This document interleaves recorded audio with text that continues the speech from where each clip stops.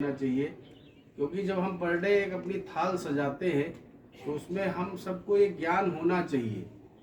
ये इसलिए आवश्यक नहीं है कि आप केवल एक कार्यक्रम कर रहे हैं, क्योंकि ये आपके जीवन से संबंधित पहलू है।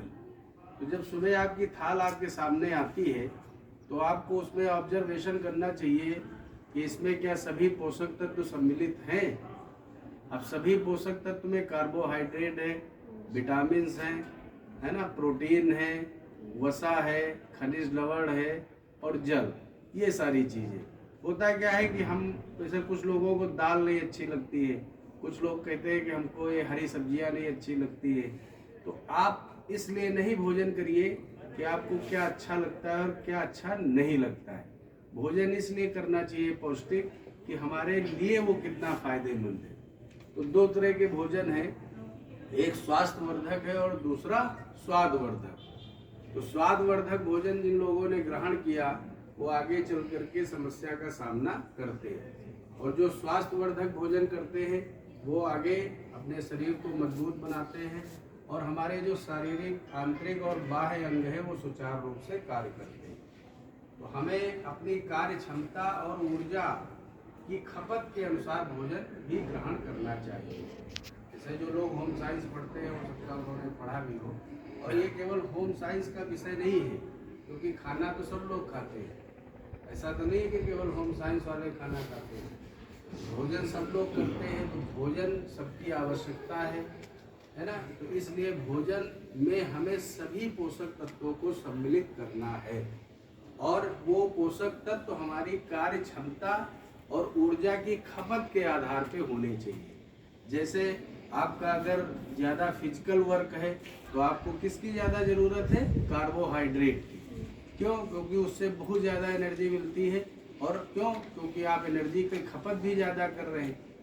आप अगर मेंटल वर्क ज़्यादा करते हैं तो आपको कार्बोहाइड्रेट की इतनी ज़्यादा ज़रूरत नहीं होती है, आपको प्रोटीन और विटामिन्स की ज़्यादा ज़रूरत होती है। तो आप अपनी कार्य क्षमता को भी देखें और ऊर्जा की खपत को देखें और अपनी थाल में सभी पोषक तत्वों को सम्मिलित करें।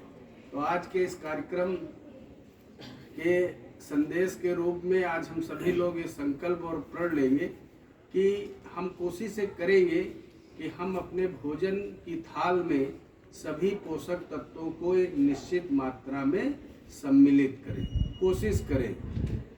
ठीक, तो उसमें प्रोटीन है, विटामिन्स है, कार्बोहाइड्रेट है, वसा है।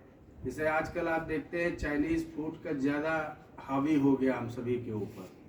हम मार्केट में 10 रुपये खर्चा करके 2 केला नहीं खा सकते हैं, मगर 10 रुपये के बतासे खा सकते हैं, 10 रुपये के मोमोज खा सकते हैं, है ना, 10 रुपये की चाउमीन खा सकते हैं, मगर 10 रुपये खर्चा करके हम एक सेब नहीं खाते। 10 रुपये खर्चा करके हम एक संतरा एक पीस ले करके हम नहीं खाते। क्यों? क्योंकि वो हमारे व्यवहार और आदत में सम्मिलित नहीं है। तो इसको भी आप सम्मिलित करें, ये आप डिसाइड करें, ये आप खुद तय करें, क्योंकि शरीर किसका है? बोलिए, हमारा।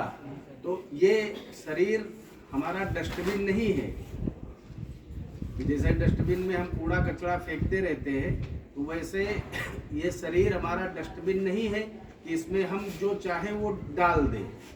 हमारे लिए क्या उपयोगी है, क्या अनुपयोगी है, क्या हमें नुकसान करेगा, क्या फ़ायदा करेगा, इन सारी चीज़ों का ज्ञान आपको आवश्यक है।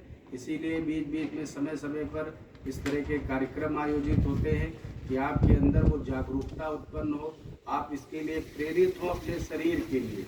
और आप सभी लोग शिक्षा के मंदिर में पढ़ते हैं, और स्टार्टिंग से ही आपको बताया गया है कि स्वस्थ शरीर में ही स्वस्थ मस्तिष्क निवास करता है। तो जब शरीर स्वस्थ होगा तो आपका मस्तिष्क भी स्वस्थ होगा, और जब